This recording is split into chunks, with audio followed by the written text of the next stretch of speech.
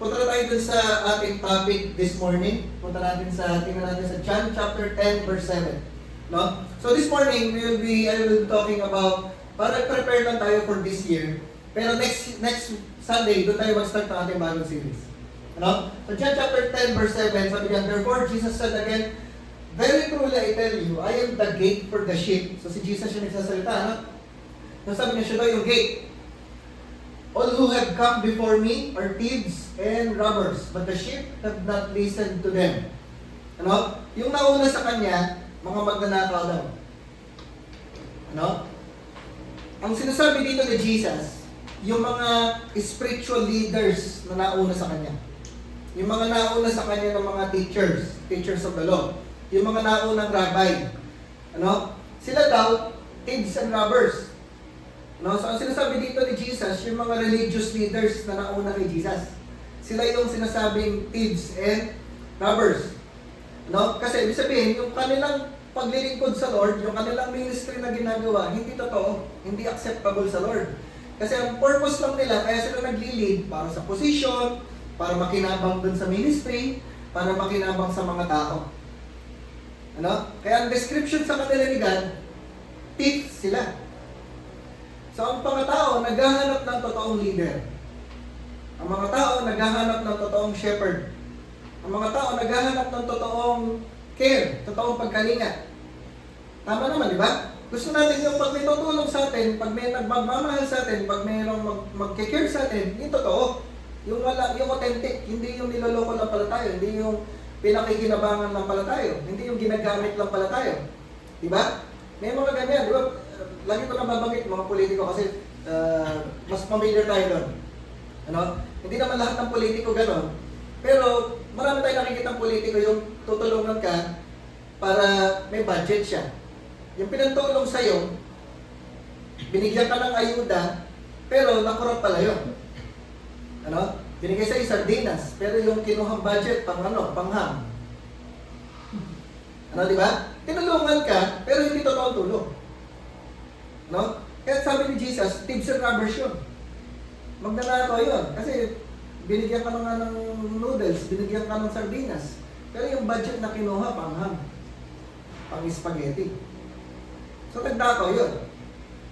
Tuloy natin. I am the gate, sabi ni Jesus. I am the gate. Whoever enters through me will be saved. They will come in and go out and find pasture. The thief comes only to steal and kill and destroy. I have come that they may have life and have it to the full. Sa ibang version, and have it abundantly. No? And ang last verse, I am the good shepherd. The good shepherd lays down his life for the sheep. No? So parang tarugtong ng pinag-aralan natin before. Ano? Ang totoong shepherd, ang totoong leader, handang magbuwis, handang magbigay ng buhay niya para doon sa mga taong nililid niya. No? Parang sa magulang lang yan. Diba? Sa magulang, sa atin pa yung mga nakakaalam na, yung mga familiar, mga magulang, diba? May mga times, pwedeng hindi ka na kumain, makakaila anak mo. Tama? Diba? Kasi nga, handa ka magbuwis ng buhay, para sa mga anak mo. Di baling magutom ka, basta yung anak mo kumakain. Diba? Di baling hindi ka nakapag-aral, basta yung anak mo mapag-aral mo. Di baling mahirapan ka, di baling mapuyat ka, mapagod ka sa trabaho, magbuhat ka ng mga kailangan buhatin, magbenta ka ng lahat ng pwede mong ibenta, di ba? Gagawin mo lahat para sa anak mo. Yung bisa kayo, handa ka kasi magbuwis ng buhay, handa ka magbigay ng buhay para sa ibang tao, para sa family mo. Ano? So yung mga tao gano'n, naghahanap yung mga tao ng mga tayo. Ako, naghahanap ako ng leader, government leader, na handang ibuwis yung kanyang sariling buhay para sa nililid niya. Ano? So tayo po, gusto tayong gamitin ng Lord to lead other people, to take care of other people, pero kailangan po handa tayong magbuwis ng buhay. So si Jesus, siya yung nagbigay ng pinakamaganda example sa atin. Kung gano'n na tayo kamahal, siya mismo yung nag-lay down, nagbuwis ng kanyang buhay para maligtas tayo, para mapatawad tayo, para mabigyan tayo ng better life. Ano? So, ang topic natin this morning ay what's new. Sabi mo sa tabi mo, what's new? What's new? No? What's new? So, ibig sabihin, sa Tagalog, anong bago? Diba? Minsan, pwede natin yung ibig sabihin niya, ano ba bago? Ano meron? Ano? Diba minsan ganito yung expression natin. Pag, ayan na naman si ano. Ayan na naman, ayan, dumating si ano. Kaya sabihin natin, anong bago? Anong meron? Diba? Minsan, tinatanong natin yun, parang iniisip natin, meron, parang ibig sabihin nun, meron bang bago? Ano? Meron bang nagbago? Meron bang kakaiba? Ano? Yung what's nyo, minsan, nakikita din natin yan minsan pagka mayroong mga, ako po ay programmer, di ba? Familiar tayo sa tech. Minsan pag may mga bagong software, may mga update, may upgrade, may nakalagay doon what's new. Sasabihin niya kung ano yung mga bago doon sa software. Sasabihin niya yung mga bago doon, mga bagong features doon sa updates, doon sa upgrade, ano yung pinix, ano yung may mga bagong menu ba, may mga bagong features ba, di ba? Pag nag-update ka ng cellphone, may nakalagay doon what's new. Nililista niya kung ano yung mga bago dun sa update, dun sa upgrade ng software. So tayo, bakit ito yung pinag-aaralan natin what's new? Kasi nagpalit tayo ng taon. New year. 2026, bagong taon. Sabi mo sa tabi mo, Happy New Year. Happy New Year. Pero the next question doon, ang next question doon, New Year, so anong bago? Nagpalit lang ba tayo ng number? 2020, dating 2025, dating 2026. Pero anong bago? Anong meron? Meron ba talagang bago? Ang challenge sa amin sa mga isa, gusto natin this year, magkaroon talaga tayo na ma-experience tayo ng bago. Sabi mo sa tabi mo, better life. Better year, better life. Yan yung gusto natin pag-usapan this year. Na pag tinanong tayo what's new, masasabi natin, this year is a better year, and dahil better year, this year is a better life. Pag medyo pangit yung mga nangyari sa atin in the past few years, gusto natin, itong year na to, mas maging maganda. Mas maganda. At dahil magkaroon tayo ng mas magandang taon, magiging simula ito ng mas magandang life para sa atin. Kaya sa amen. Sabi sa John chapter 10 verse 10, yung binasa natin kanina, sabi ni Jesus, I have come that they may have life and have it to the full. Sabi sa ibang version, sa ibang translation, have it abundantly. So, ang plano ng Lord sa atin, yung life natin, huwag maging same. Yun ang ibig sabihin nun. Yung life mo, huwag maging same. Kung mabubuhay ka ng 75 years, sample lang. Kung mabubuhay ka ng 75 years, hindi pwedeng 75 years na ulit-ulit yung same year lang. Nakuha natin? 75 years na pare-pareho lang. 75 na copies ng same year. O kaya 75 na papangit ng papangit. Hindi ganon. Yung sinabi ng Lord, kaya siya bumaba sa earth, kaya siya namatay sa cross, para bigyan tayo ng life, life na full, life na abundant. Life na mas maganda. So pag yung life na full, pag pinag-usapan natin yung life na full, life na abundant, ibig sabihin nun, taon-taon, paganda ng paganda. Kaya gusto natin pag-usapan, better year, 2026 is a better year, 2026 is a better life for us. Yes, may mga problema darating. Last year, may nalindol, may binaha. Siguro meron iba sa atin nawala ng mahal sa buhay. May mga hindi maganda mangyayari, merong hindi pa sumusweldo.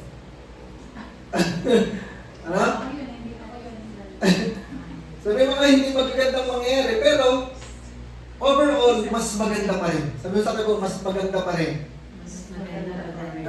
May mga challenges, talaga namang hindi perfect ang life. Talaga namang hindi perfect yung year. Hindi natin pinag-uusapan yung, hindi natin pinag-uusapan yung perfection. Ang pinag-uusapan natin, better. Hindi mag-perfect, pero mas better. So, paano natin ma-experience? So, pag pinag-usapan natin yung better year, better life, apat na areas yun. Apat na areas ng life natin. Una, spiritual. Yung spiritual life natin mas maging better. Yung relationship natin sa Lord mas lumalim, mas gumanda. Mas makilala natin si Lord. Mas magkaroon tayo ng mas matitindi pang experiences sa Lord. Kung ano yung naranasan natin sa Lord last year, mas maganda pa ngayon. Spiritual. Pangalawa, hindi na spiritual, physical. Hindi lang, kumbaga, gusto ng Lord mas maging healthy tayo this year. Amen? Ano? Yung iwasan natin yung sakit, yung mga pagkain na bawal, wag mo munang kainin. Kasi gusto ng Lord, basically, mas maging healthy tayo. Amen pa? Tapos pangatlo, relational. So una, spiritual, physical, and then pangatlo, relational. Yung relationship natin, mas gumanda. Ano? Relationship natin sa family, relationship natin sa friends, relationship natin sa church, mas gumanda. Kung meron tayo mga hindi nakasundo last year, patawarin mo na. Sabi sa tabi, patawarin mo na. Ano? Sabi sa tabi, I forgive you. Ano? Kasi gusto ng Lord, yung relationship natin, mas kumanda. Although kahit hindi siya magbago, ano, kahit hindi siya mag-sorry, kahit hindi siya magbago, kahit hindi siya mag-sorry, pero ikaw, may peace ka na. No? Ako natin? Kasi nagpatawad ka na. Kahit hindi ka niya gawa ng mabuti, ikaw, kaya mo na siyang gawa ng mabuti. Kaya mo na siyang ipag-pray. Kaya mo na siyang bigyan ng regalo. Kaya mo na siyang batiin. Ano? Kasi gusto natin maging better relationally. Hindi pa muli, financial. Ano? Hindi lang spiritual, hindi lang physically healthy tayo, hindi lang tayo better physically, hindi lang tayo better relationally, maging better din tayo financially. Ano? Kung dati meron kang mga pangailangan, hindi ka nakakabayad ng bills, nagkaroon ka ng utang, pero this year makakabayad ka. Sabi sa tayo, makakabayad na ako. Ano? Makakaipon na tayo. Ano? May mga mabibili na tayo hindi natin mabili before. Ano? So we can be better financially. Yan yung plan, in-explain ko po, yung ibig sabihin ng sinasabi ng Lord na heaven to the full, abundant life. Ano? Apat na years hindi lang spiritual, pero kasama spiritual, kasama physical, kasama relationships, kasama finances natin. Financial, relationally, gusto ng Lord maging better lahat ng areas na yun. Kasi yung plano ng Lord, hindi sinabi ni Lord na I have come that they may have a spiritual life and spiritual life to the full. Sinabi lang ng Lord, life.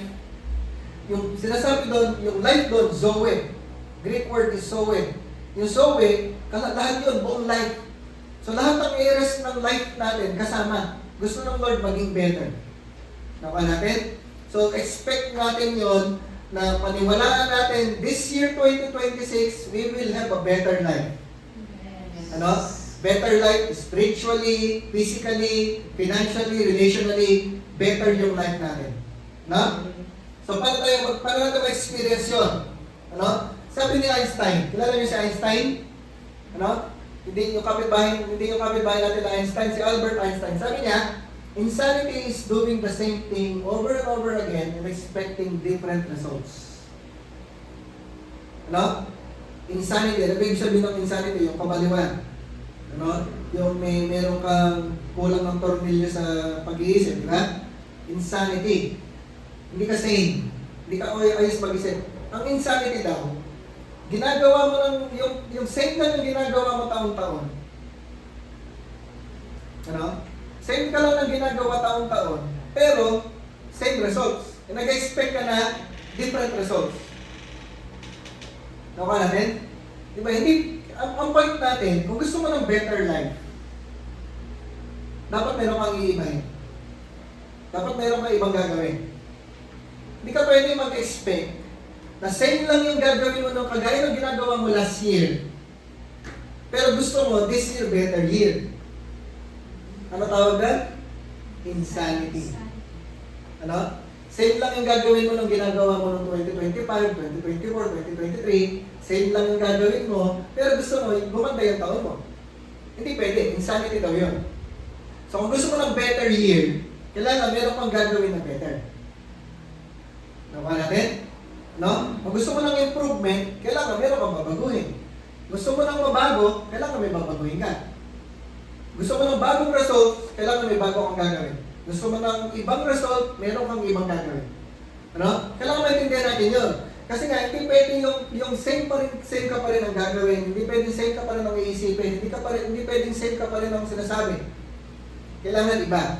Sabi mo sa tabi mo, baguhin na natin. Ano? Ibahin na natin.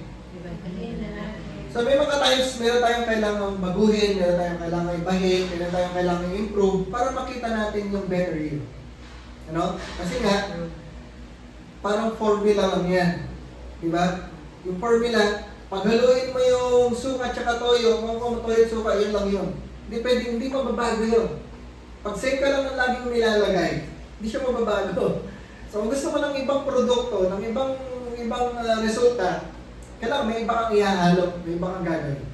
Ano? So yun yung gusto natin ma-discover this year, this Sunday, kasi maintindihan, ano ba yung dapat natin ibahin, ano yung dapat natin idagdag, ano yung dapat natin ilagay, para magkaroon tayo ng better year, better life.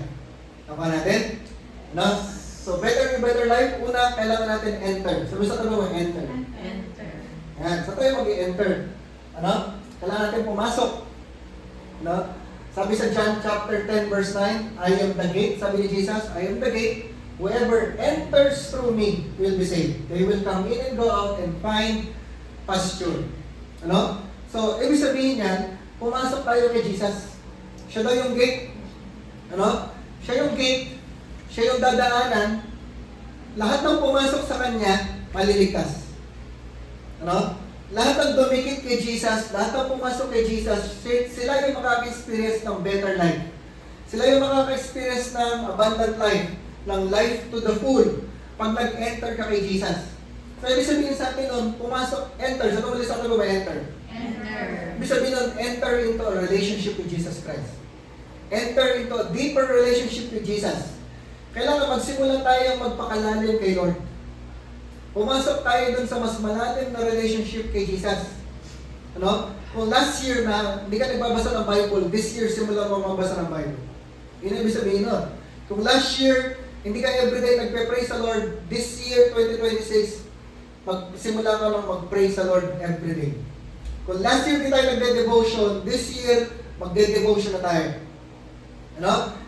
Hindi dahil sinabi ng pastor, hindi dahil sinabi sa church, hindi dahil sinabi ng leader, gagawin natin kasi gusto natin ng deeper relationship sa Lord. Ano? Ang motivation natin, yung relationship sa Lord. Hindi dahil sinabi lang, hindi obligation, hindi duty, hindi religiously. Kaya natin gagawin kasi nga, pumapasok tayo dun sa mas malalim na relationship kay Jesus Christ. Nakuha natin? Ano? So, palalimin natin yung relationship natin sa Panginoon. Kailangan natin maintindihan, sabi dyan, whoever enters through me will be saved. Kung sino lang yung papasok kay Jesus, kung sino lang yung didikit kay Jesus, kung sino lang yung magkakaroon ng relationship kay Jesus Christ, sila lang yung maliligtas. So hindi pinag-uusapan dyan yung pupunta ka sa church, yung magpe-pray ka, magpe-member ka sa church, hindi yun ang pinag-uusapan doon. Pinag-uusapan doon, relationship sa Lord. Ang salvation, nakadepende sa relationship natin kay Jesus Christ. Kasi pwede nag-church tayo, pwede pumupunta tayo sa simbahan, pwede every Sunday nandito tayo, pero wala kang relationship sa Lord. No? So, importante, relationship sa Panginoon. Kailangan maniwala tayo na si Jesus lang yung pwedeng magbigay ng life. Si Jesus lang yung pwedeng magbigay ng salvation. Si Jesus lang yung pwedeng magbigay ng better life sa atin. Walang iba. Maniwala natin yun. Hindi yun nakukuha sa pag-church, hindi yun nakukuha sa pag-pray, hindi yun nakukuha sa pag-member sa church. Hindi yun nakukuha sa pagiging mabait. Ang kailangan, relationship. Sabi mo sa tabi mo, relationship. Relationship kanino? Kay Jesus. Si Jesus lang yung pwedeng magbigay ng life. Si Jesus lang yung pwedeng magbigay ng salvation. Si Jesus lang yung pwedeng magpaganda ng life natin. Kung ano may ginagawa natin before, kailangan natin ma-realize, ano may ginagawa natin before na wala kay Jesus Christ, ma-realize natin, hindi nag-work talaga yun. Kung ano man yung meron tayong ginagawa before, na hindi naman ma-realize natin, hindi naman talaga nagpaganda yun ng life natin. Hindi nagpa-improve ng life natin, hindi nagpabago ng buhay natin.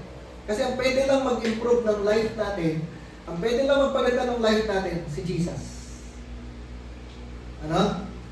So, kaya kailangan natin magpalalim ng relationship kay Lord. Kailangan natin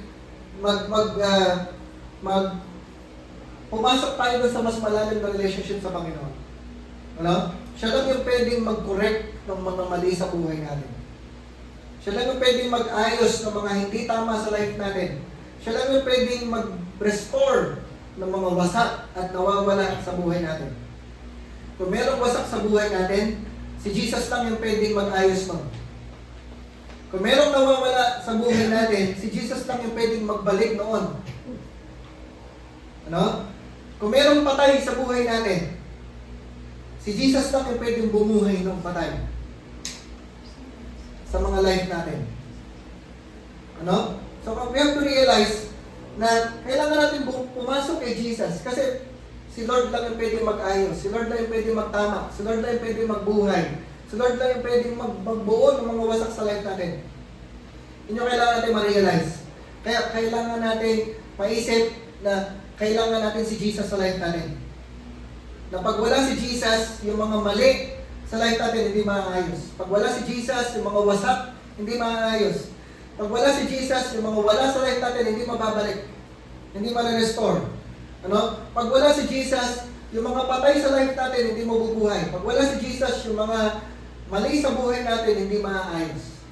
Kaya kailangan natin si Jesus. So, this year, our best investment in life is a deeper relationship with Jesus. Ano? Kung meron kang papasukin na investment, kung meron kang gagawin, kung meron kang ilalagay this year, ang pinakamagandang investment na ilalagay natin for our life this year is a deeper relationship with Jesus. Can I say amen? Amen. Ano? Minsan sinasabi natin, si God, God siya. Tama? Sinasabi natin, God owns everything. Totoo ba na God owns everything? No? Pero ang tanong, di ba, pag-aari ba ni God yung life natin ngayon? No? Siya ba yung nag-owner ng life natin? Siya ba owner ng iniisip natin? Siya ba owner ng heart natin? Ano? Hawak ba talaga ng Lord yung life natin? Pag-aari ba talaga ng Lord yung life natin? No? Yung finances natin, hawak ba ng Lord? Si Lord ba may-ari? Si Lord ba nag-o-own ng finances natin? Si Lord ba nag-o-control ng schedule natin? Ano? Ng relationships natin, si Lord ba may-ari? Ano? Minsan, sinasabi natin, si Lord yung may-ari ng lahat ng bagay. Pero, magtataka ka, may mga tao, hindi naman si Lord yung may-ari ng life niya. Hindi naman si Lord may-ari ng finances niya. Hindi naman si Lord may-ari ng iniisip niya, tsaka ng puso niya, tsaka damdamin niya. Hindi naman si Lord may-ari ng schedule niya. So this year, gawin natin si Lord ang may-ari ng life natin. You know? Gawin natin si Lord ang may-ari ng mind natin, ng heart natin, ng bulsa natin, ng finances natin, ng schedule natin. Gawin natin si Lord ang may-ari. Ano? Nakuha natin? No? So, begin the year with God. Yun ang pinaka-importante. This year, 2026, we begin our year with God. We align with God. Sabi mo sa tabi mo, align. Tabi kayo sa akin. Sabi mo sa tabi mo, align. Ano? Bata pa lang, tinuturuan na yung mga bata mag-align. Yeah? So, nag-a-align. Ibig sabihin, a-align tayo sa Lord. Ibig sabihin, di ba, pag-align, kailangan magdikit, kailangan magtama. Ibig sabihin, kailangan, kung ano gusto ng Lord, kung ano yung plano ng Lord for this year, kung ano inuutos ng Lord for this year, kung ano pinapagawa ng Lord for this year, naka-align tayo. Sabi mo sa katabi mo, align. Diba? A-align tayo sa Lord. A-align tayo sa gusto ng Lord. A-align tayo sa plano ng Lord. A-align tayo sa pinapagawa ng Lord. No? Bakit? Kasi gusto natin ng better year, better life. Ano? Hindi na tayo, kung ano may nangyari sa 2025, hindi na natin uulitin yun. Kasi gusto natin better. Sabi sa tabi mo, better. Better. Ano? Kung meron man tayong uulitin, papagandahin pa natin. Di ba? Kung meron tayong gagawin, papagandahin pa natin. Hindi pwedeng kopya-kopya lang. Kailangan gusto natin better. Kasi gusto natin better life, better spiritual life, better relational life, better financial life, better physical life natin. Tama natin? No? So, start this year with a surrendered life. Simulan natin yung taon na to, na yung life natin nakasurrender sa Lord. siya may-ari. Ano? Siya may-ari ng schedule natin, ng finances natin, ng iniisip natin at nararamdaman natin. Gawin natin si Lord na may-ari. So, enter. Unang point natin, to have a better year, to have a better life, enter. Pangalawa, connect. Sabi sa tabi mo, connect. Connect. Ano? Hindi ka na papasok, connect ka. Maybe sabihin nun. Sabi niya sa verse 9, I am the gate. Isa yung pag-sentence na, sabi niya, I am the gate, whoever enters through me will be saved. They will come in and go out and find pasture. Ano? So pag pumasok ko dun sa gate, imagine, picture nyo, pag pumasok ko dun sa gate, may mga kasama ka dun. Merong sheepfold. Ano? Meron kang mga kasama na sheep din. Kasi yung context na to, pinag-usapan dito, sheep. So tayo, kailangan natin connect with one another. Sabi ko, connect tayo. Connect tayo. Ano? Kailangan connected tayo sa isa't isa. Ano? Kailangan connect tayo dun sa mga kasama natin na follower din ni Jesus. No?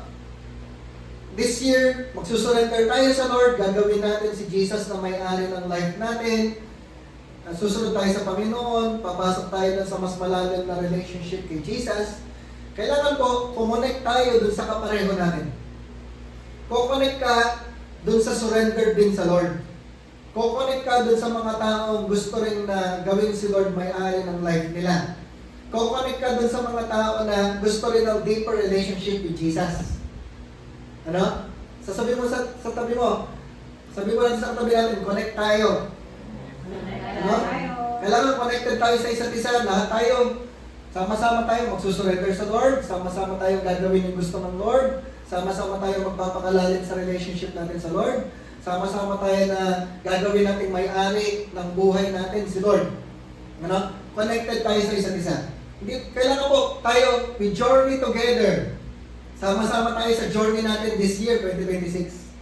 Sabi mo sa tabi mo, huwag kang hihiwalay. Huwag kang hiwalay. Ano? Meron tayong journey, meron tayong lalakaran, may papagawa sa atin si Lord. Sama-sama tayo doon sa journey natin. Sama-sama, we grow together. Ano? We go deeper together. We will carry one another. Sama-sama po tayo. Ano? So this year, kailangan po, 2026, we are connected with one another.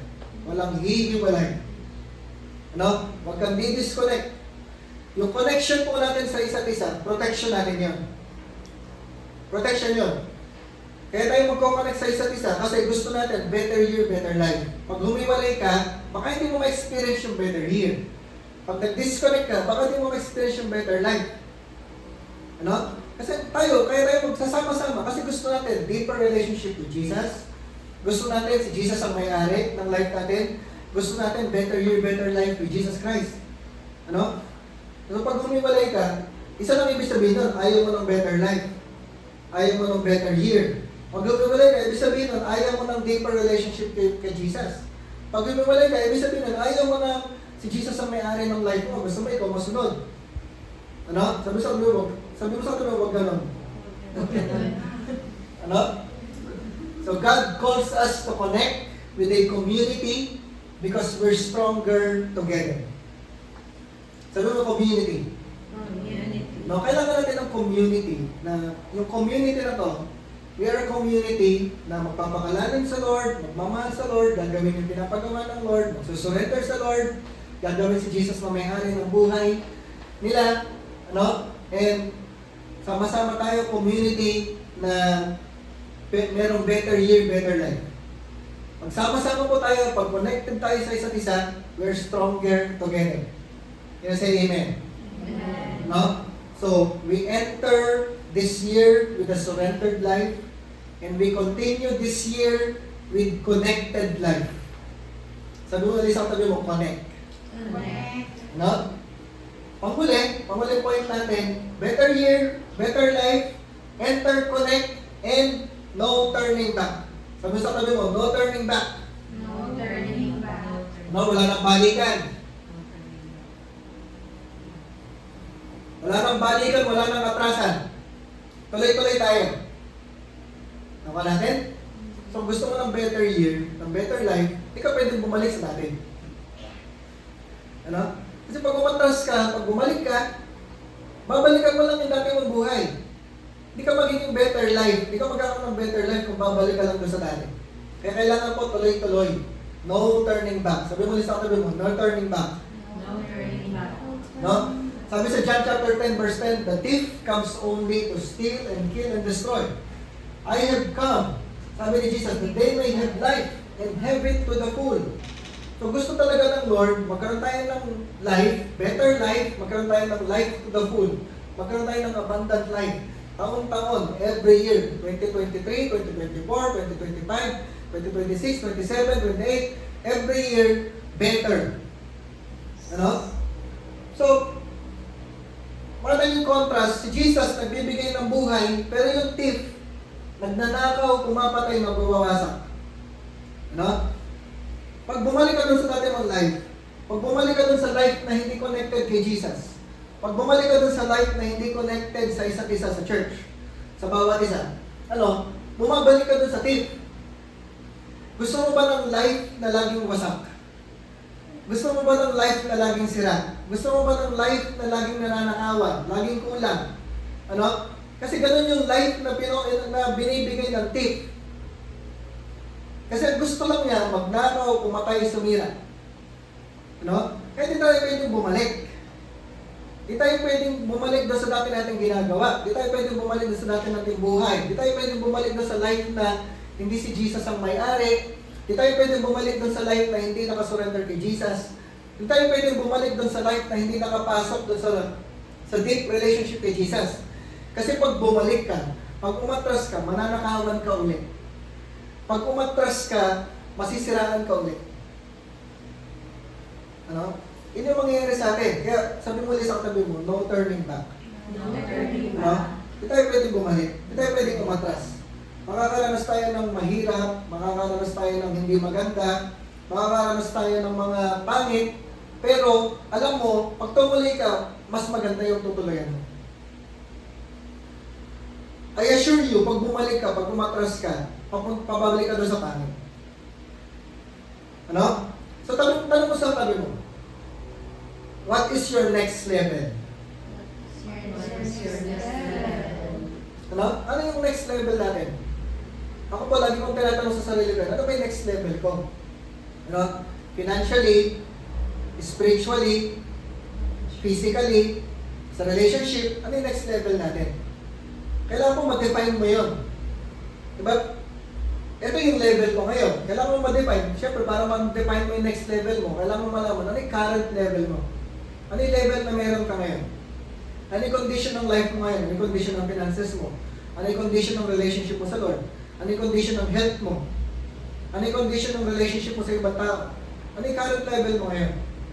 Tapos, pag nakita mo na yung current level mo, ano yung next level? Doon mo dadalhin yung life mo this year. Doon sa next level. Kailangan meron kang next level. Kasi pag hindi ka naman may next level, ano mangyari sa'yo? Same lang. So kailangan natin mag-next level. Next level ng relationship sa Lord. Next level ng finances natin. Next level ng relationship natin sa ibang tao. Next level ng health ng katawan natin. No? Define natin yun. Kung ano. Diba? Kung this year wala kang boyfriend, wala kang girlfriend, next level mo magka-boyfriend, magka-girlfriend. Tama? Diba? Kung meron ka ng boyfriend, girlfriend, yung pwedeng next level nun, ano? Kasal. So, ganun, para naman tindihan natin. Kung this year, last year, wala kang work, ano next level nun? Eh, magka-work. Diba? So, dapat, para may makita natin, next level ko, mayroon akong work. Kung may work ka na, next level, increase. Okay? Promotion. Yun yung next level natin. Pagdating sa ministry, last year, wala kang ministry. Dapat next year, ang next level mo, gusto ko magka-ministry. No? Kung this year, wala kang cell group, hindi ka nag-lead ng cell group, or hindi ka umaattend ng cell group, ang next level ko, a-attend ako ng cell group. No? Pag umaattend ka ng cell group, next level mo, mag-lead ako ng sarili kong cell group. Next level yun. Ano? Last year, hindi ka nag-attend lagi ng Sunday. No? Ang next level mo ay lagi na ako mag-attend ng Sunday. No? Kung last year, hindi ka umattend ng training, yung mga training, dapat this year, ang next level mo, mag-attend ako ng training. Naintindihan po natin? No? So next level, tanong ulit katabi mo, what is your next level? No? Kailangan po natin ng consistency. No? Yung consistency, yung lagi mo lang ulit-ulitin yung gawin yung tama. No? Ulit-ulitin mo lang gawin yung tama. Pag nalaman mo yung tama, tama yung magpakalalim sa relationship sa Lord. Tama yung magbasa ng Bible. Tama yung mag-devotion. Tama yung umatend every Sunday. Tama yung mag-join sa cell group. Tama yung mag-ministry. Umatend pag Sunday. Yun yung tama. Ulit-ulitin mo lang. Sabi sa mo, consistency. Ulit-ulitin mo lang. Pag nag-fail ka, ulitin mo pa rin. Ulit-ulit mo lang. Ulit-ulit lang. Consistency. Kasi yung mga maliliit na ginagawa natin sa sinimulan natin, kahit maliliit, pag inulit-ulit mo, yung mga maliliit na tama, pag inulit-ulit mo, magpo-produce yun ng mga tamang results. Ano? Hindi agad-agad. Pwedeng hindi agad-agad. Pero, pag inulit-ulit mo lang, tinuloy-tuloy mo lang, eventually, magre-result yun ng mga magaganda. In the long run, sa long term, maganda yung mangyayari doon. Ulit-ulitin mo lang. Ano? Kung lagi kang nalilate sa work, simulan mo on time ka sa work. Ulit-ulitin mo lang yan, on time ka sa work. Maganda magiging resulta nun. Ano? Tapos, kung lagi ka naman on time, gawin mo, maaga ka sa work. Ulit-ulitin mo lang yun. Consistency, may magandang resulta yun. Nakuha natin? No? Ang sabi dyan, when there is no turning back, we are concerned only on the best way forward. No? When there is no turning back, ang concern mo lang, pag ang mindset mo, hindi ka nababalik, hindi ka nakakatras. Anong mindset mo?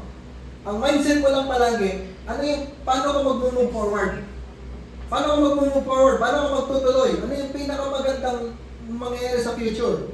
Ano lang iniisip mo? Ano yung maganda kong gagawin? Ano yung maganda kong hakbang? Ano yung maganda kong forward na gagawin? Kasi nga, hindi na option sa iyo, hindi na option yung bumalik at umatras. Tama natin? Pag inalis mo na sa option yung bumalik at umatras, lagi mo lang iniisip, ano yung magandang forward na gagawin? Ano yung best way forward? Ano yung best way na pagtutuloy ako? Nakuha natin? Ano? So, start this year with a surrendered life. Continue this year with a connected life. And end this year without turning back. Nakuha natin? Start with a surrendered life. Continue with a connected life. And then end without turning back. So, pagdating natin ng December 31, 2026, ano? Magkakasama pa rin tayo. Yes. Pag nag-Christmas party tayo sa 2026, tayo pa rin magkakasama. Ano? And, pagpapasalamat tayo sa Lord kasi naranasan natin, we have a better year, we have a better life. Nakuha natin? Ano? So, paano tayo magkakaroon ng better year, better life? Enter with a surrendered life, continue with a connected life, and end the year without turning back. Ano? With no turning back. So, sarap nun. Pagdating natin ng December, tayo pa rin ang magkakasama, masasaya tayong lahat, nag-enjoy tayo ng taon, ang ganda ng experience natin, ang ganda ng pinaranas natin ng Lord, sama-sama tayo magse-celebrate, no? Magse-celebrate tayo sama-sama. Kasi, pinaranas natin ng Lord, better year, better life. Kaya sa amen. Amen. No? Sa panghuli na lang, sabi niyan, 1 Kings chapter 8 verse 61. Sabi diyan, and may your hearts be fully committed to the Lord our God, to live by His decrees and obey His commands, as at this time. Sabi mo sa tabi mo, fully committed. Fully committed. No? All in. Sabi mo, all in. Kailangan ibigay mo lahat. Ano? Kailangan all in tayo this year. Tataya tayo lahat all in this year. Ano? Yung kailangan handa po tayong magbayad dun sa dapat nating ibayad. So kanya, di ba pag gusto mo ng Jolly Hotdog, gusto mo ng Chicken Joy, gusto mo ng spaghetti, may bayad yun. Ano? Pag ang Jolly Hotdog ay 50 pesos, kailangan ibayad mo 50 pesos. Buong 50 pesos. Tama? Hindi ka pwede magbigay ng 45. Hindi ka pwede makipagtalo doon sa cashier. Bigyan mo ko ng Jolly Hotdog kasi may 45 pesos ako. Ito yung 45 pesos, binibigay ko na nga sa'yo, 45 pesos, sayang-sayo na yan. Hindi pwede. Kasi kailangan ka magbayad ng buo. Kung 50 pesos yung kailangan 50 pesos yung ibayad mo. Naintindihan ko natin, yung principle, pag gusto mong makuha yung isang bagay, kailangan bayaran mo ng buo. Ano? May bayad. So, kailangan willing po tayo, kung gusto mo ng better life para sa sarili mo, may bayad yun. Kailangan ibayad mo ng buo. Hindi pwedeng hap-hap. No? Gusto mo ng better life for your family? Gusto mo ng better life para sa mga anak mo? Diba? Kailangan bayaran mo ng buo. Hindi pwedeng hap-hap. Hindi pwedeng installment. No? So, hindi pwede yung halfway commitment. Hindi pwede yung partial commitment. Hindi pwede yung pagka po, pag convenient lang, tsaka mo lang gagawin. Ano? Hindi pwede yung pagka-feel mo lang, tsaka mo gagawin. Hindi mo makukuha yung Jolly Hotdog kapag ka-feel mo lang. Di ba? Kahit hindi mo feel, bayaran mo ng 50 pesos. Di ba pwede sabihin sa cashier, pwede ba bayaran na lang kita pag feel ko na? Pero kakainin ko na yung Jolly Hotdog. Hindi pwede. Di ba? Di ba pwede yung pagkakainin ko ng Jolly Hotdog pero babayaran kita pag may pambayad na ako. Pag convenient na, pag nakaluwag-luwag. Yeah? Pag naka-LL. Ano? Babayaran ko na lang yung Jolly Hotdog pag nakaluwag-luwag na ako. Hindi pwede. Gusto mo na makuha yung Jolly Hotdog, ngayon ka na magbayad. Tama? So, hindi pwede pag convenient lang. Hindi pwede pag-feeling mo lang. Ano? Parang example, para maintindihan po natin, hindi pwede yung magbabasa lang tayo ng Bible pagka may free time. Ano? Pagka medyo hindi tayo busy. Ano? Pag nakaluwag-luwag. Hindi, kailangan commitment. Ikaw yung magsiset ng time. Ikaw yung mag-adjust ng schedule mo para makapagbasa ka ng Bible. Ano? Hindi pwede yung magpe-pray lang tayo sa Lord pagka may problema na. Pag walang problema, hindi tayo nagpe-pray sa Lord. Ano? Hindi pwede yung papakita lang tayo sa church pagka free yung weekend natin. Pag walang lakad, pag walang outing. Hindi, i-free mo talaga para makapunta ka sa church. Para yung i-target mo, sabi sa tabi mo, i-target mo, Target mo. hindi ka mag-a-absent Hindi ka mag-a-absent. pag Sunday Sunday. this year. This year. Diba? Yun yung commitment. Hindi mo pwede sabihin na, Lord, magsa-Sunday lang ako pag free. Pag wala akong gagawin, pag hindi ako busy. Hindi commitment yun. Kasi ang totoong commitment, di ba? Pupunta ka talaga every Sunday. Parang sa asawa lang yan. Ano? Hindi mo pwede sabihin sa asawa mo, pupunta lang ako dito sa bahay, uuwi lang ako dito sa bahay, pag feel ko lang. Hindi, pag kinasal ka, pag nag-commit ka doon sa asawa mo, sasabihin mo sa asawa mo, magkasama tayong titira sa hirap at ginawa. Tama? Yun ang commitment. So, ganoon din tayo sa Lord.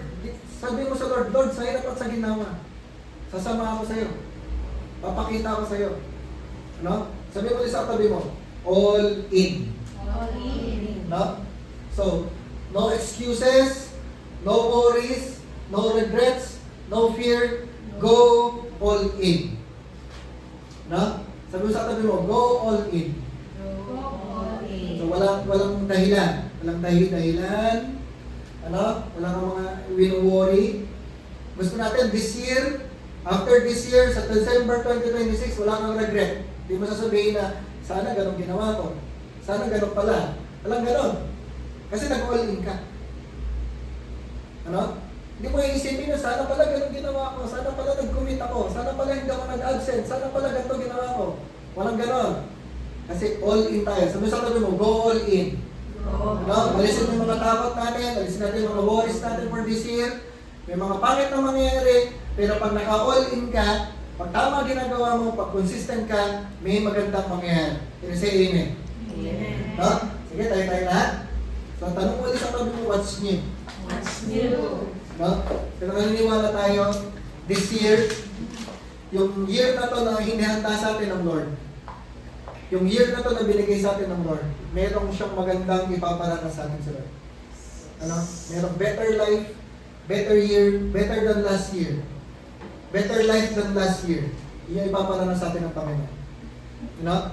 Sige, pasalamatan natin sa personal mo ka lang ngayon, kausapin mo si Lord. Pasalamatan mo si Lord ngayon pa lang. Pasalamatan mo si Lord. Lord, thank you for this better year.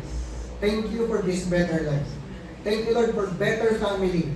Thank you, Lord, for better health. Thank you, Lord, for better finances this year. Now, sige, pasalamatan mo na si Lord.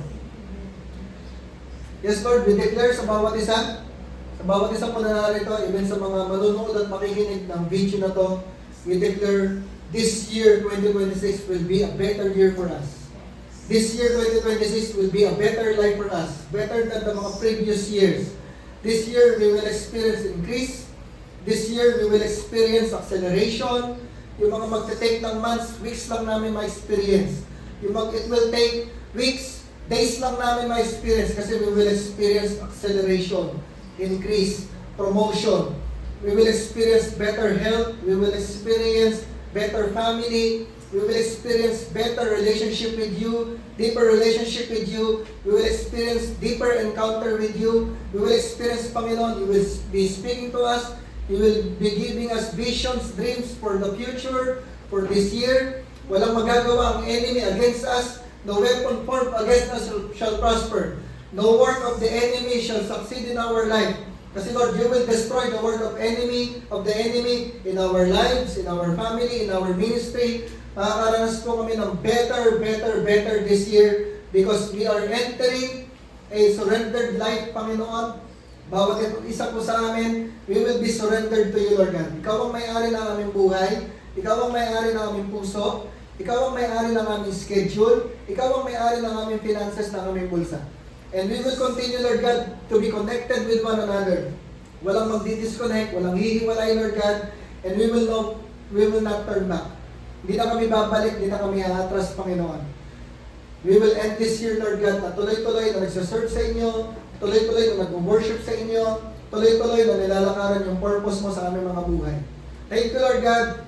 Even Lord, sa mga hindi po namin kasama, Panginoon, this year, they will experience the same things that we will experience, Lord God. As long as we are connected, as long as we are entering dun sa surrendered life sa inyo, deeper relationship sa inyo, we will have a better year, we will have a better life.